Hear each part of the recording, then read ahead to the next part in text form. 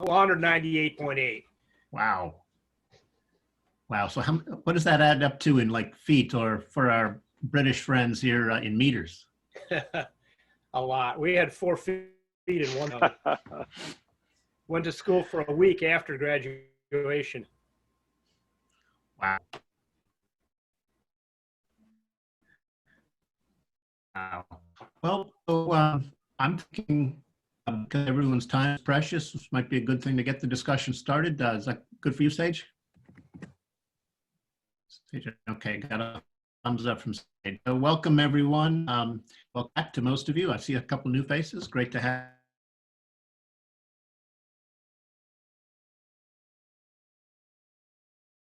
Kept thinking fresh ways about the human condition, and both bring to bear what the best science seems to tell us about the topic of the day, but also to sort of explore the subject and explore the topic and possible solutions to neighboring problems in sort of amusing philosophical vein. So that's roughly what we have in mind for you today.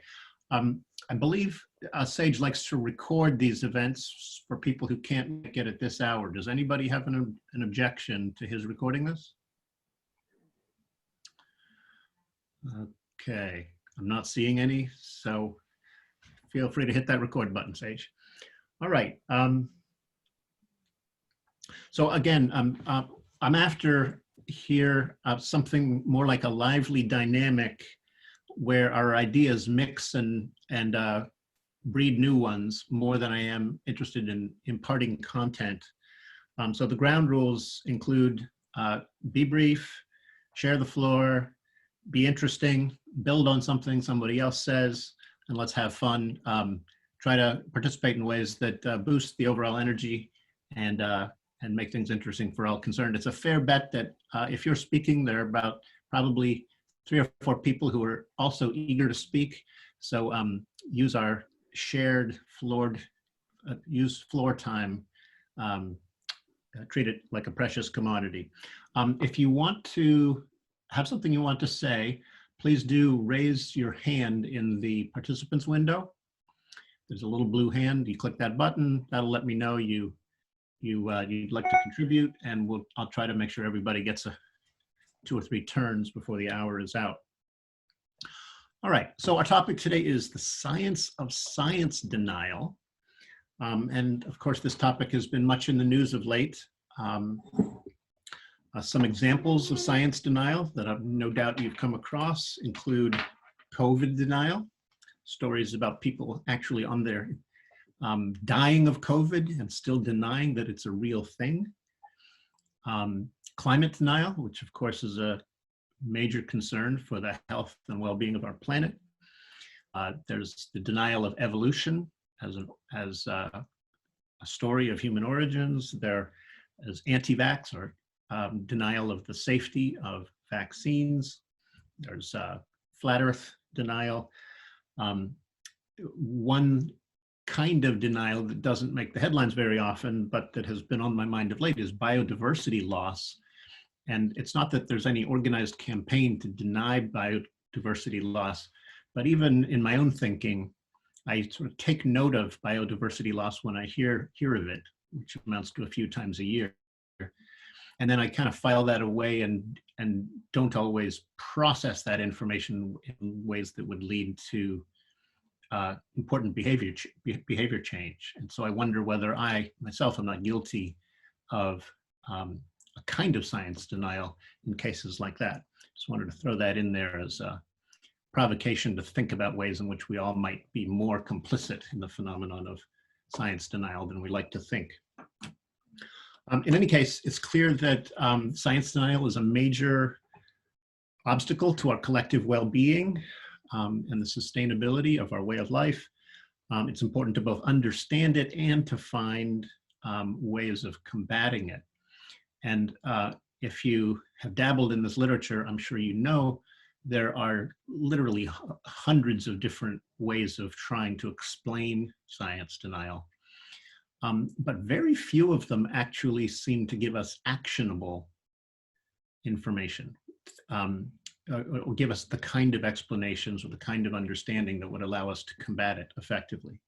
So I'm hoping that in our discussion we can generate or at least focus to the extent possible on ways of looking at the problem that might lead to solutions. So 3 big questions I think can structure our conversation. One is what is science denial? The second is why does it occur? And a third would be how do we mitigate it? I'll say a little bit about the first one, and then I've got a special treat for you guys. On the question of what science denial is, notice that there's an adjective and a noun there. It would appear that the word science is a modifier of the generic term denial, which would make science denial a species of denial. And if you look up the concept of denial, the way psychologists define it, it's a choice to deny reality to avoid an uncomfortable truth, which would seem to suggest that discomfort with the truth is a major driver of denial generally, and if science denial is a species of that, and perhaps there's something about certain scientific truths that make us deeply uncomfortable, in which case those would be the areas where science denial tends to arise. All right, that just as a way of kind of defining terms initially. The special treat today is we have a visitor with us today who's literally written the book on science denial. And by that, I mean not just one book, but actually several. He's an extraordinary scholar and thinker on topics like this. I'm referring to my very good friend, Lee McIntyre, he's a philosopher of science at Boston University, author of, among other things, extremely nice volume on post-truth. And more recently, The Scientific Attitude, a lovely book. And I believe his latest efforts have to do with how to talk to science deniers in ways that persuade them. I've just sung Lee's praises. I'm about to give him the floor. I've asked him to say a few words about what he knows about the science behind science denial. And that'll give us at least preliminary answers to the what and why questions, and then I'll turn us loose as a group and we can brainstorm answers to the how question, among other things. So Lee, welcome. Thanks for being with us, and love if you could share a few thoughts on this subject. Thanks very much, Andy, and hello everybody. So as Andy said, I'm a philosopher of science, and I've been fascinated with the question of science denial for about 20 years. I've been studying it, as all scholars do, from my study. And I got interested in the question of what it actually meant to try to convince somebody that they should give up their beliefs and change their beliefs, and whether that was possible. Because, writing about it for one another, it's more or less easy to figure out what's wrong.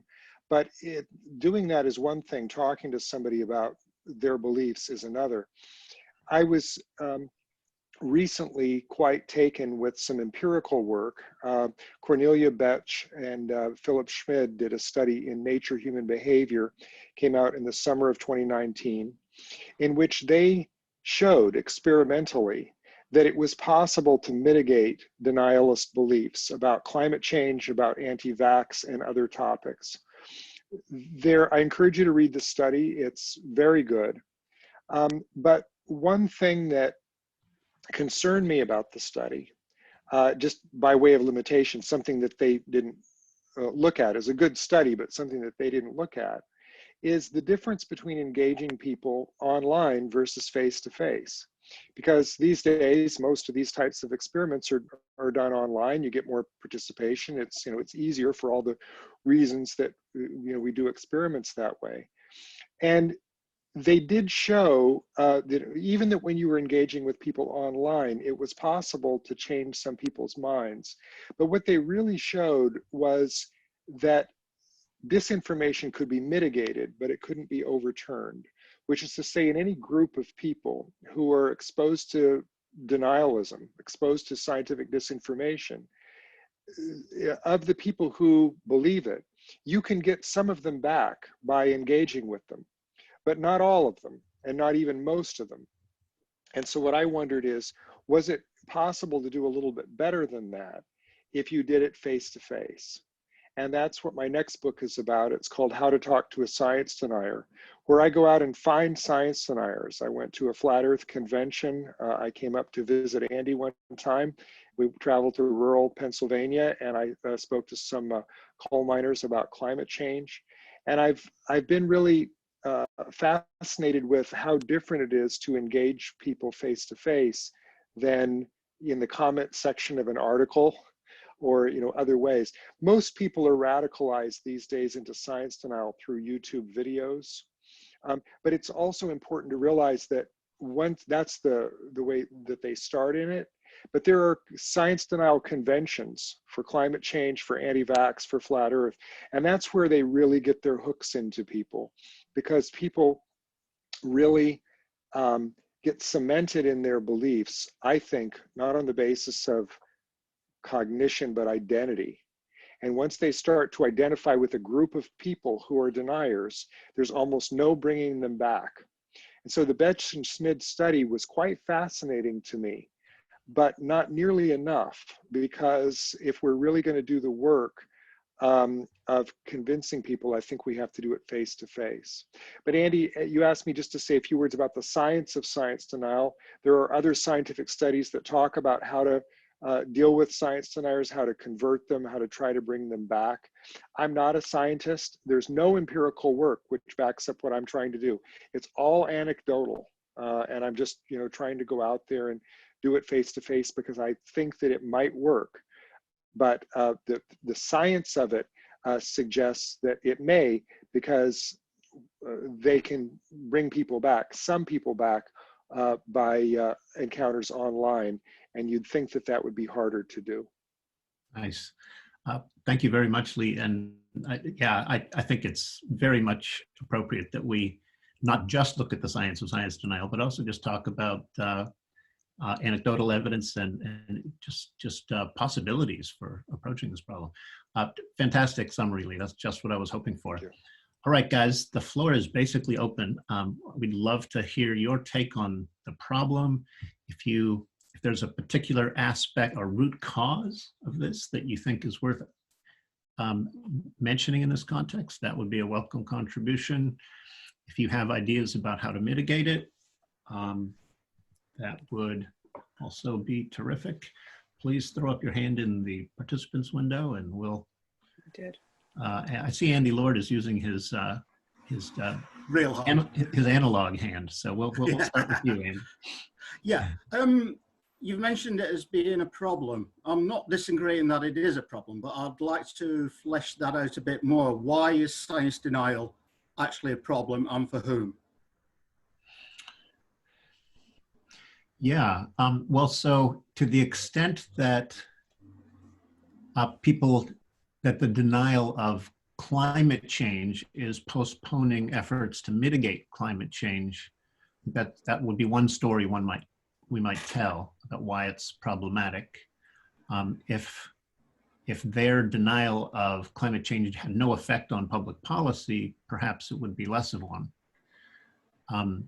But in the case of COVID or vaccines, just refusing to get vaccinated exposes others to risk. So that would be another story one might tell about why person X's science denial might become a problem for person Y. Patricia? There was an interesting article in JAMA, the Journal of American Medical Association, on COVID conspiracy theories and possible neurobiological mechanisms for science denial. And they drew some parallels. It was a viewpoint, so it wasn't an actual study. But they did draw some parallels between Lewy body dementia and frontotemporal dementia as well, suggesting that people with those types of dementia have difficulty interpreting the facts in front of them. For example, facial recognition. So when faced with, you know, all of the science, which is sometimes difficult to interpret if you have a low science literacy, which they suggested is common in North America. Most people don't have high science literacy. That interpreting scientific data around COVID and, you know, vaccines or climate change is as difficult for people with dementia in terms of interpreting the face. So their conclusion was that education is important and that we need to be teaching more critical thinking and analysis early on in the education system versus sort of later on when you go on to graduate studies, et cetera, et cetera. Start them young. It was just very interesting, but it would be great to do a study and look at functional MRI in terms of, you know, how people process information around science if they are science deniers. But that study hasn't been done yet. That's really helpful, Patricia. Thank you. It reminds me of an article I came across the other day, which deals with some brain studies of people who engage in conspiracy thinking. Now, not all conspiracy thinking is science denial, but the two phenomena are clearly related. The finding of this study is that when you feel a sense of grievance, certain neurochemicals are released into your brain, and you can become addicted to those neurochemicals. Your brain can come to crave the feeling of being aggrieved, and that there are people like Donald Trump who actually exploit that aspect of our brain architecture to keep people outraged and to increment their power thereby. So it's interesting to speculate whether there are neuroscientific or neurochemical explanations of science denial that might help us gain insight. A terrific suggestion. I see that Akiko is got something.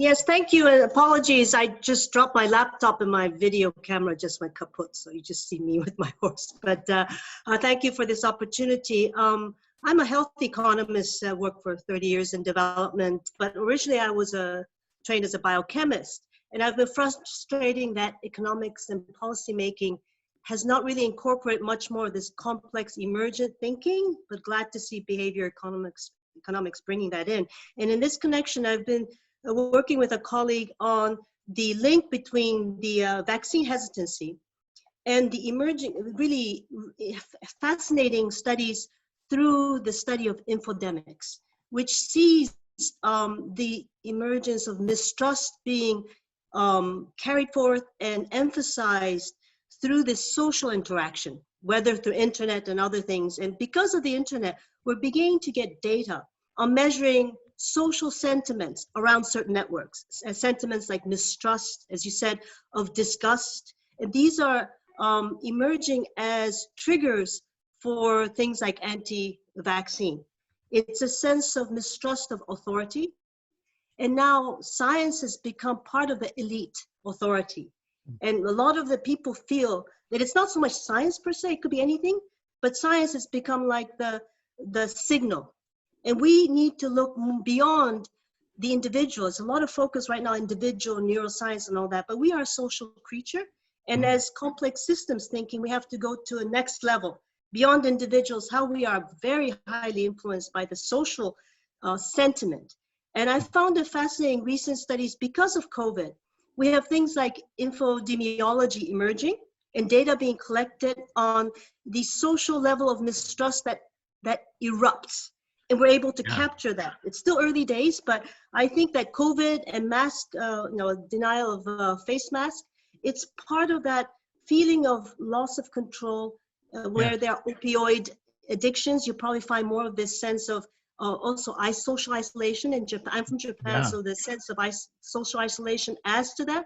But in Japan, we don't have, we have tight opioid control, so we don't have opioid deaths. Instead, we have suicides.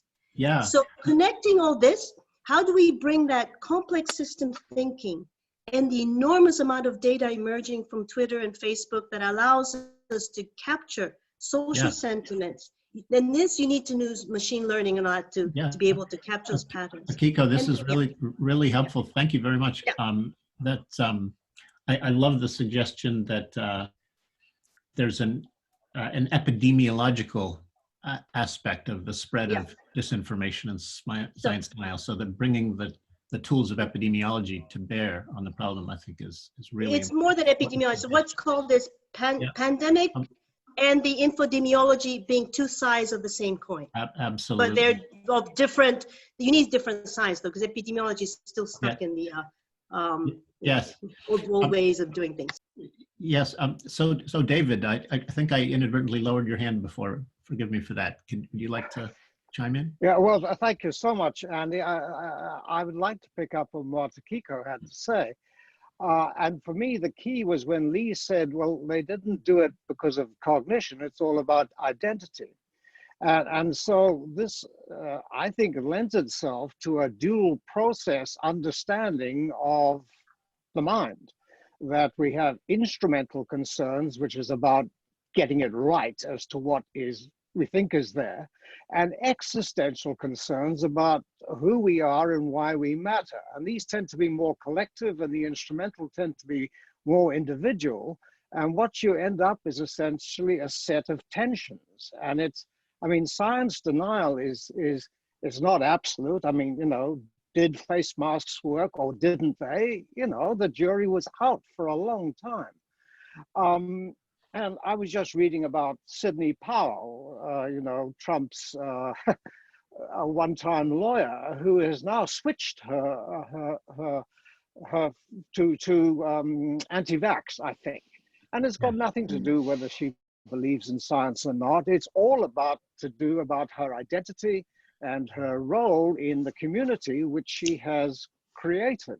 Yes. And so we've got this continuum between identity and instrumentality and existential identity and instrumental utility. What do we want, and then who are we? Oh, fantastic! Thank you, David.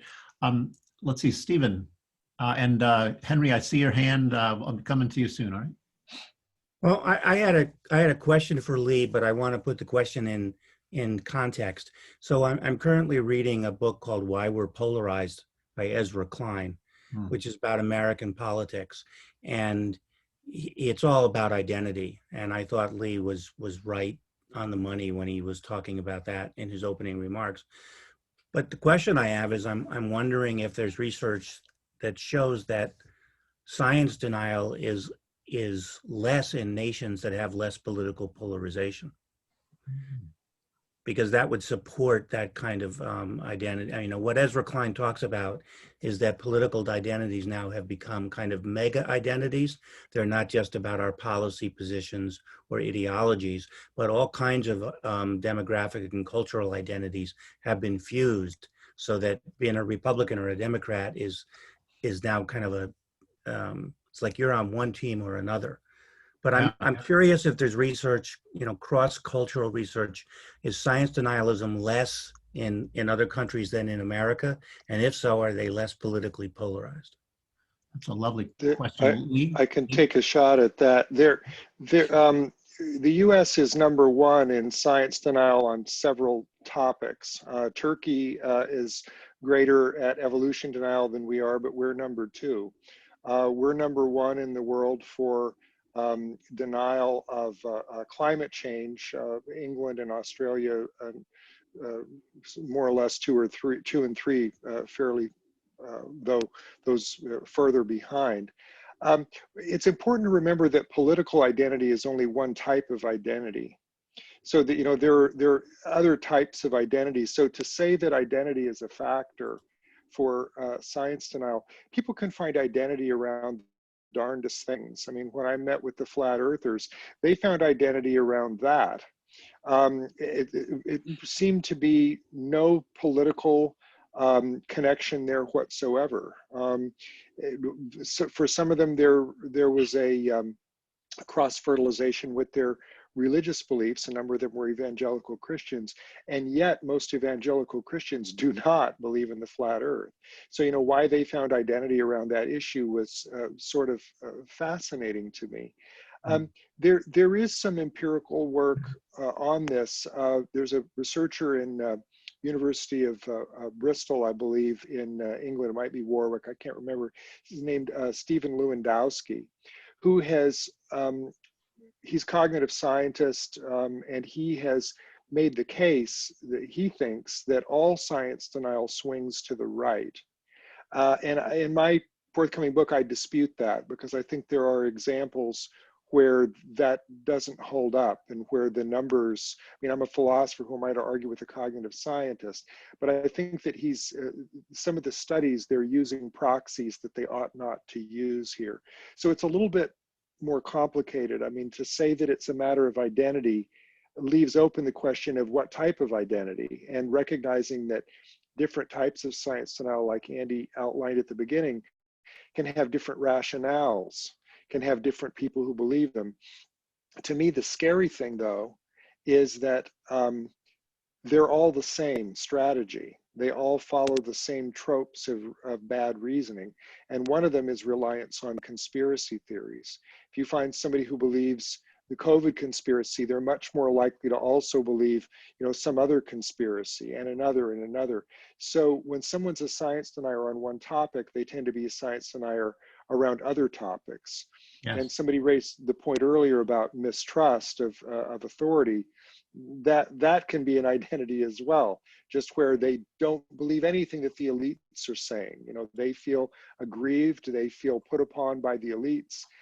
Scientists are not going to tell them what to think, and so they'll be science deniers on many different topics at once. Wow, terrific. Hey, so Henry and let's see, Cormac, I know you're in the queue here. I think Velikovsky had his hand up next. So Hi. Joe? Yeah, I just wanted, I think people know about, many know about Scott Atran, who's an anthropologist, and basically has been doing his research on terrorism, and he does a lot of intervention in the Middle East as well. But I forget his mentor's name, but he's come up with a construct called talking about identity. He's come up with a construct called sacred values. And I don't remember, how he talks about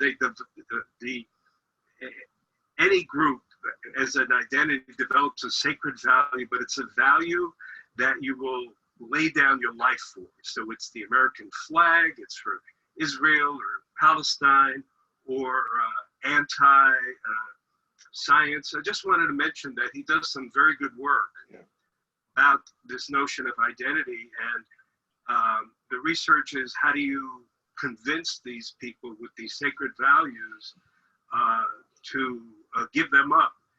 And he does some research with the Palestinians and the Israelis, offering people billions of dollars, and it won't work. The sacred value is more important than the bucks to help their country. Okay. Wow. That's really fascinating, Henry. Thank you. And by the way, Henry, if you could put a link to the article you just mentioned into the chat, that would be terrific. Joe. Oh, hi, thanks, Sandy. And thanks, Lee. Your book sounds very interesting, the forthcoming one. On that, Andy, I had a question about your forthcoming book. Does that have a section on science denial and how to cope with it? I don't break that out independently from other forms of what I call ideological thinking, but where sacred values or moral rigidity, where identity considerations are recruited in favor of protecting a set of beliefs, I try to look at the root causes of that and take something like both an epidemiological approach to understanding how such thinking spreads, but also taking an immunological approach to understanding, in the same way that the body's immune system can tamp down infection or even prevent infections from spreading, I think our minds have immune systems that can prevent bad ideas from spreading. And if we can actually approach the task of strengthening mental immune systems with something like a scientific mentality, I think we're going to find better ways to think critically. That's the short version. Thank you for asking, Joe. I really appreciate that. I see you, Jeremy. I think Cormac has been waiting. Cormac?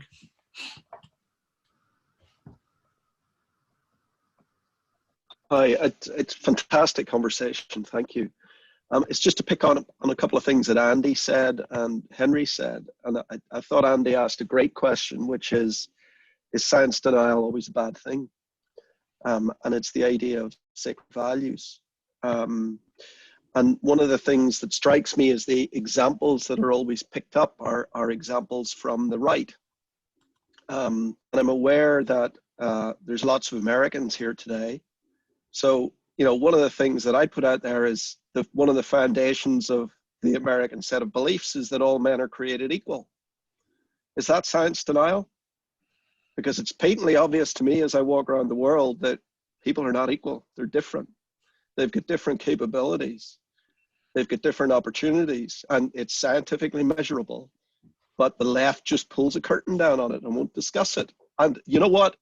For a good reason. It helps society run better.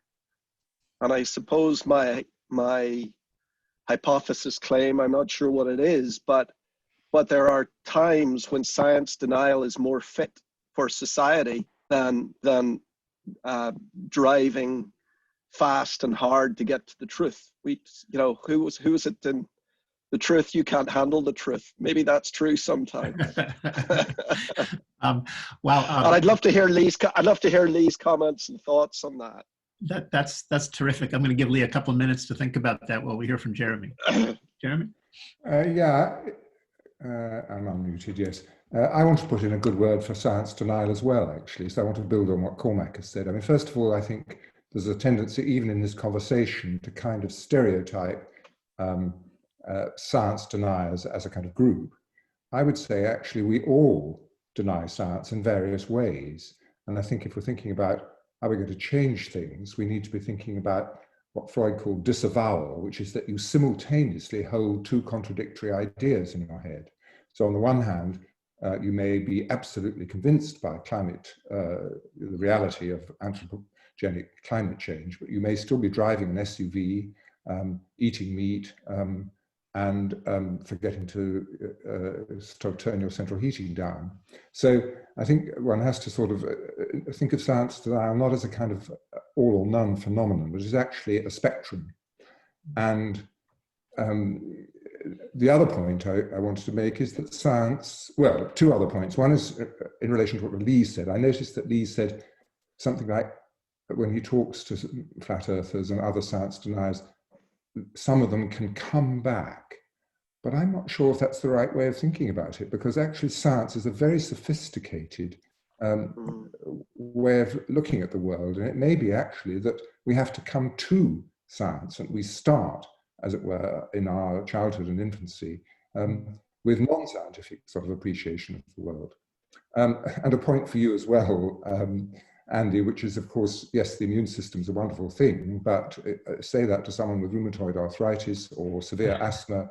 So you can have a kind of inflammation of the immune system. And I think in a way, science denial might come into that category. And my final point is simply that one of the wonderful things about science is that it proceeds and lives in the world of not known.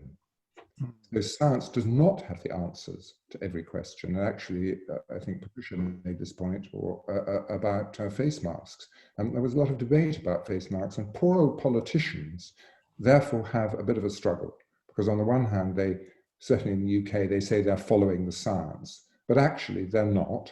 They follow the science when it suits them and not when it doesn't. But the difference between listening to a scientist talk about COVID and listening to a politician is night and day. And scientists are so clear, they say what they don't know, they say where the areas of ignorance lie. So I'm just kind of saying, actually, I think it might be a little bit like racism, that we're all science deniers in various ways. And what we need to do is to examine our science denying tendencies and think how they affect our behaviors. Nice point. It's always, Jeremy is a consistent font of fascinating ideas. Thank you, Jeremy. That's terrific. Chris Genord, can we hear from you? Yeah, hi. My thoughts are just that I come from an education background, and I've been a teacher I was a teacher for many years. I taught science. And one of the things that came to mind is that, you know, our education system, more or less across the world, is a very competitive kind of place. You're sat in with your fellow students, and you see how well they're doing and how well you're doing in tests all the time. All these results coming through. I know that's true for other subjects as well, but especially true in science. And those of us who do very well in science, we're very confident about it and everything. And those that don't, you're kind of left with that. It's quite a stark thing for many students to find out that they're not the same as these other students. Someone else mentioned about we're not all the same. And that can leave maybe a sort of grudge, which one way out of it is to deny, is to say, no, this is not, I'm going to hold on. Other people have talked about identity, and I think that's very true, and loyalty within your group. And I think education may be one of the things, that the form that education is may actually be creating some of those. I think that's a fabulously interesting suggestion, Chris. And if I can just build on it just a little, it seems to me that the institution of grading students for their performance in science classes begins to stratify people according to how quickly or how well they grasp certain scientific principles. And those at the bottom end of that stratification are bound to start feeling resentment. And if that boils up in the form of you know, politically charged science denial later in life, perhaps that shouldn't surprise us so much. And maybe it should have us rethinking whether it's a good idea to be grading students on their performance in science classroom, or are there alternatives? That's certainly a question I would want to explore at some point. Lee, I think love to hear from you again. Okay. I want to put in an idea forward that science denial is not just the rejection of scientific facts or the consensus of what scientists believe. It's a rejection of the process by which scientists attempt to discover what's true and what's false. So my objection is not so much necessarily with the content of what science deniers believe, it's with the strategy, their reasoning strategy. And Jeremy, you made an interesting point, I think, which is that we could all, to a certain extent, be science deniers. And I would count in that maybe even some people who are never on the wrong side of a scientific consensus. It's just that they believe it on the basis of authority. At a certain level, what they're doing is not really right either. They're not deniers, but their hands are not completely clean because they're not really thinking. They're just going along with the crowd. What I'm arguing in favor of, the reason that I think that science denial is so dangerous, is not simply because people have beliefs that are fringe, or that are go against the grain, because sometimes people have scientific ideas that go against the grain that end up being vindicated. We see that through the history of science. The thing that bothers me is that I think that most people do not really understand what it is that scientists do. And that's what my book, The Scientific Attitude, is about. I'm making the argument in that book that what science is a form of reasoning where we care about evidence and we're willing to change our mind on the basis of new evidence. So people who are rejecting the authority of science, or the elitism of science, let me put it that way, don't really understand that scientists are a slave to the data, to the evidence. If they're going to be a scientist, they have to be willing to change their mind when the evidence doesn't go their way. And so it's that kind of humility, that kind of ability to say, if I'm going to have a hypothesis about an empirical fact in the world, I'm going to need to have my views beholden to the data and to the scrutiny of all my peers who are going to see whether my ideas fit with the data. That's the part, and we could definitely do more education around that. That's the part that I find really fascinating, because I'm not satisfied even with the people who believe the scientists, because most of them don't know why they believe the scientists. Most of them believe the scientists on the basis of the authority of science, you know, because it makes their Subaru run and, you know, the airplane fly, and they don't really understand what science is. And I remember in my own science education, it was science appreciation. We were made to feel that we were born into the era in which all truth was discovered and how lucky we were. But science really has to do with failure and uncertainty, and, you know, going back to scratch and redoing because the data didn't hold up. It's that process of reasoning that I think is so important to teach to people. And if you actually talk to hardcore science deniers, that's what they don't get, because they see themselves as these radical skeptics. They're not. They're gullible as hell. They believe anything if it's what they want to believe, and they're never testing it against the data. That's where I think things really cleave. Are you willing to change your mind when the data don't go your way? I want to pick up on that and connect a couple dots here, and then I know Vivek, you're in the line here. I'll get to you in just a sec. Yeah, so Lee's book, The Scientific Attitude, came out in 2019, and it's centered around this idea that being willing to change your beliefs in response to the evidence is the heart of the scientific attitude. There's been a really fascinating study released since by a group led by a guy named Pennicock out of Canada. And their team found that when people have the meta belief that beliefs should change in response to the evidence, their immunity to all kinds of weird patterns of thought declines. So if you're more likely to believe something for identity reasons, say in the political sphere, then you're more likely to be vulnerable to people who are proselytizing for a religion, and you're more likely to buy into science denial, and you're more likely to believe in witchcraft. So it's beginning to emerge that Lee had his finger on the root cause of all of these different forms of dysfunctional thinking when he identified willingness to the meta belief. Am I required to revise my views when the evidence says I should? It turns out that that's really a pivotal meta belief. Okay, Vivek. I just want to build on the point made by Cormac about all created equal. I agree to the point raised by Cormac that there are different capacities between the individuals. All are not equal.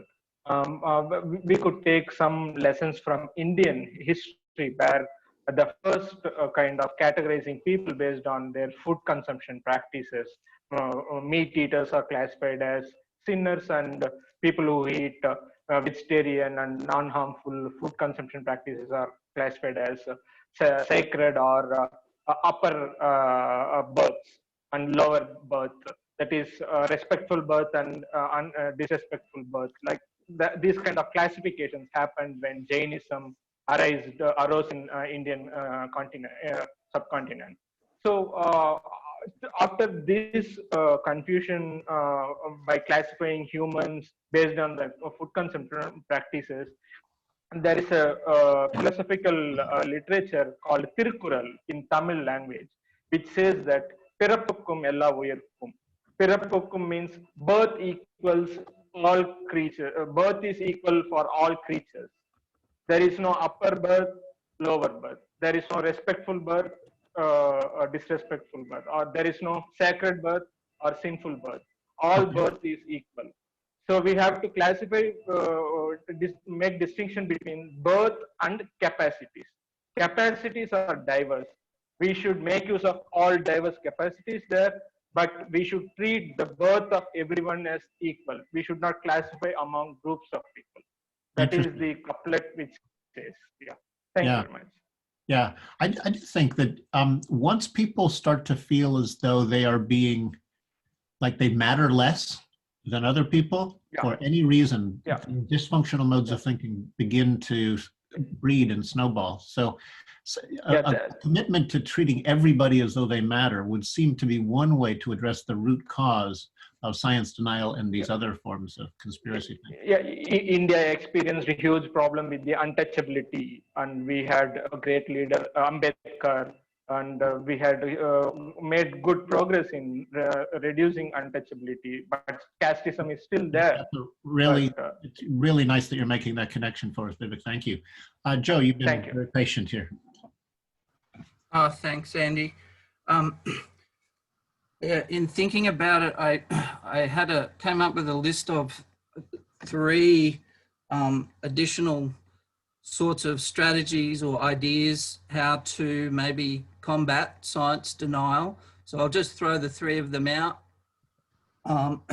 One was, I notice in David Sloan Wilson's new book, Atlas Hugged, which most people probably know about here, he mentions what has happened to our norms of truth-telling in the last sort of 10 years or something like that, whereby politicians can kind of get away with murder, sort of lie blatantly and not be held to account. I think David's book is one good method in the pro-science fight, sort of giving insights into how scientists think and work and how it's pretty much a bold adventure. I'm reminded of E.O. Wilson's book, Anthill, as well, which is also semi-biographical.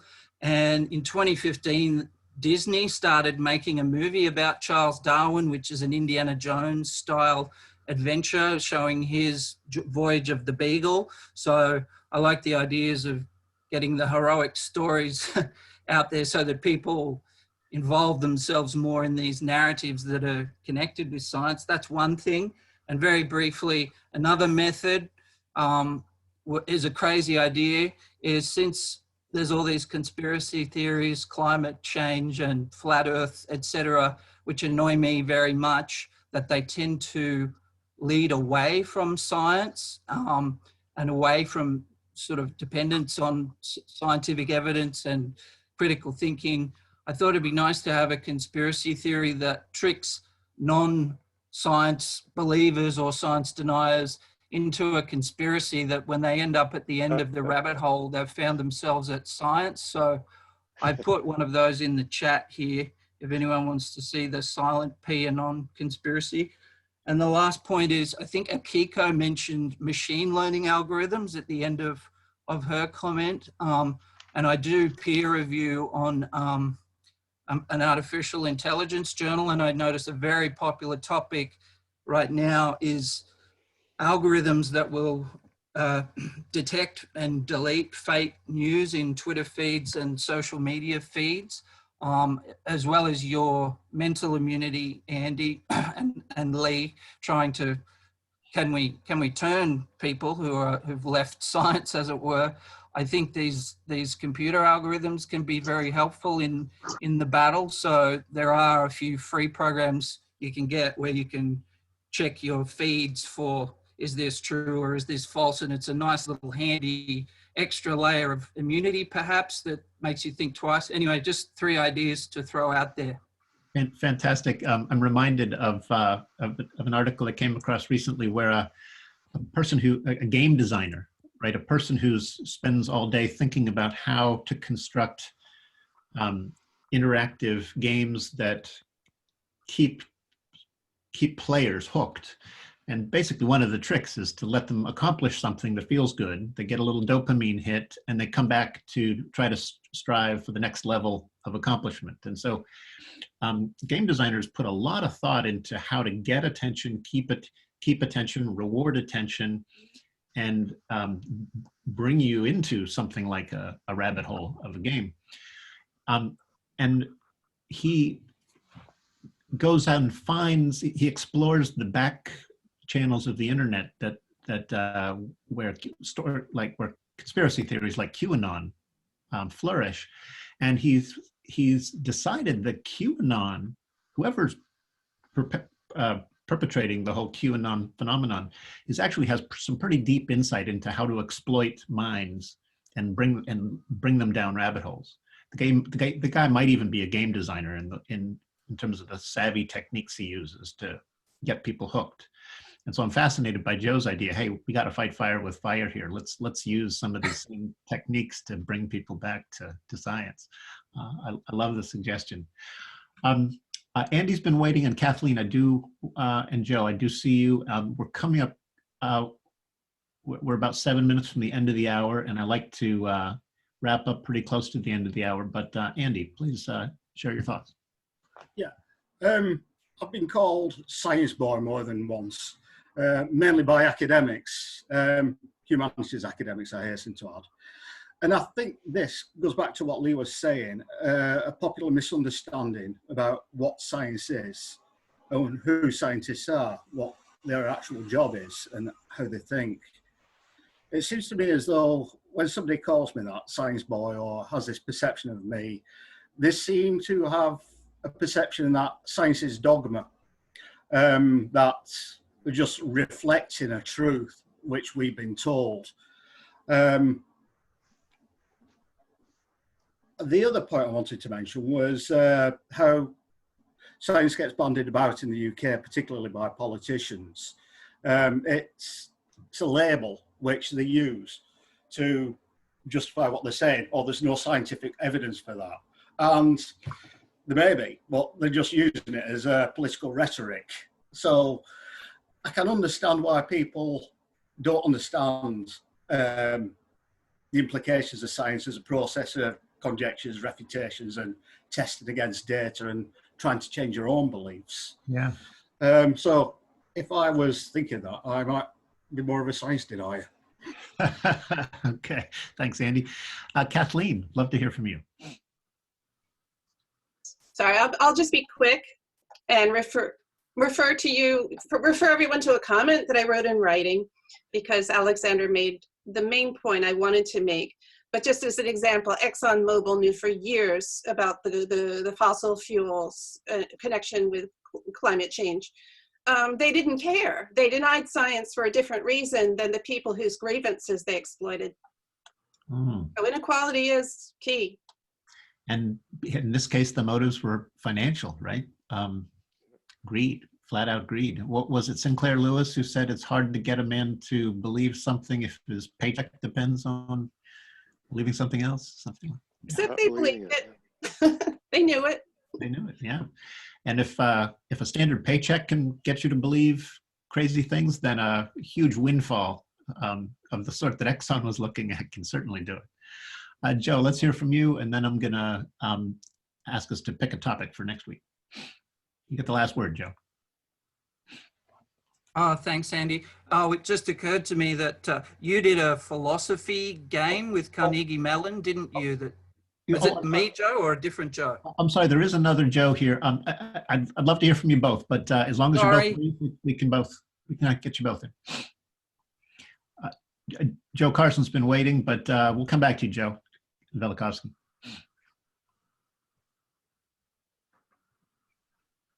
Joe, I think you're still muted. Joe Carson.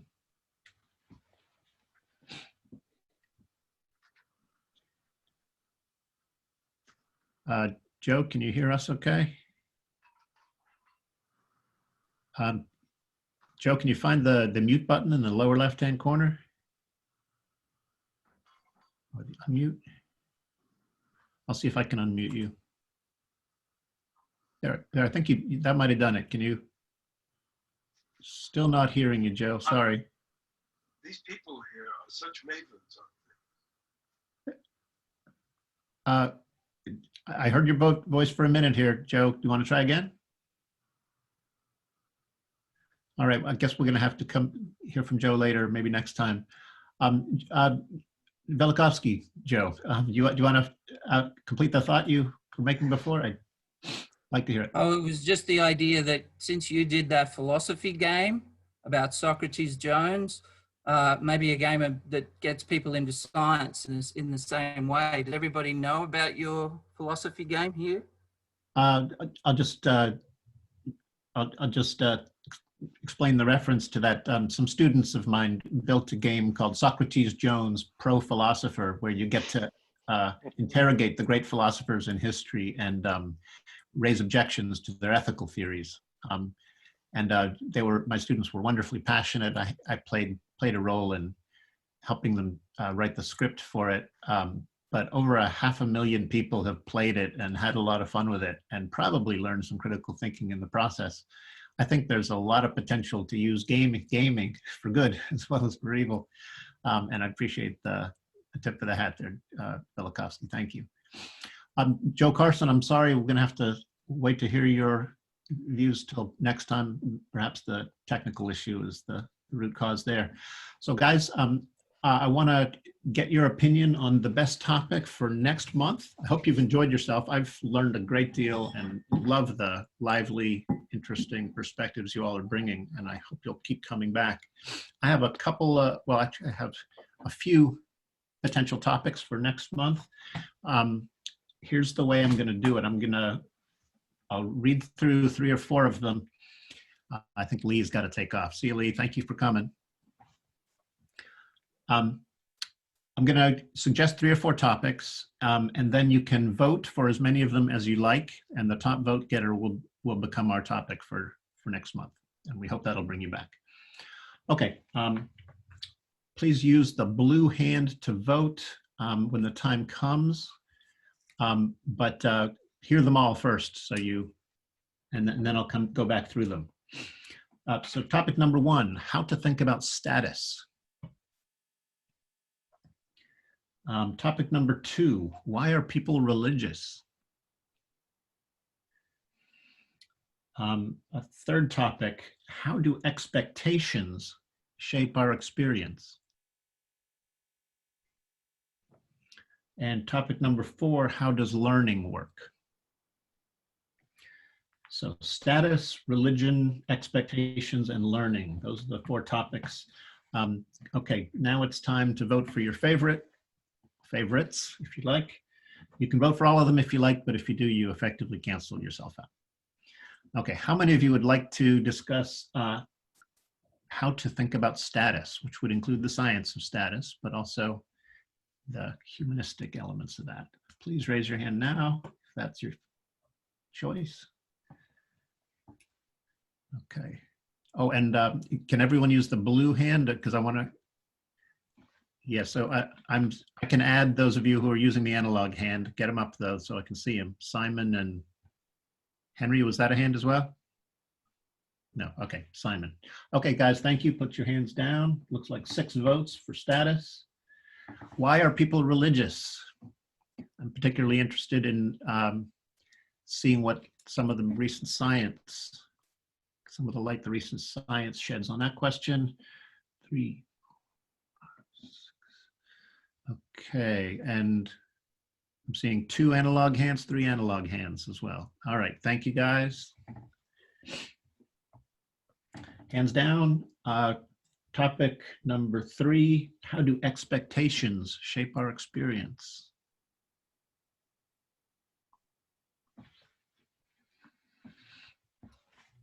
All right. Thank you all, hands down. And finally, how does learning work?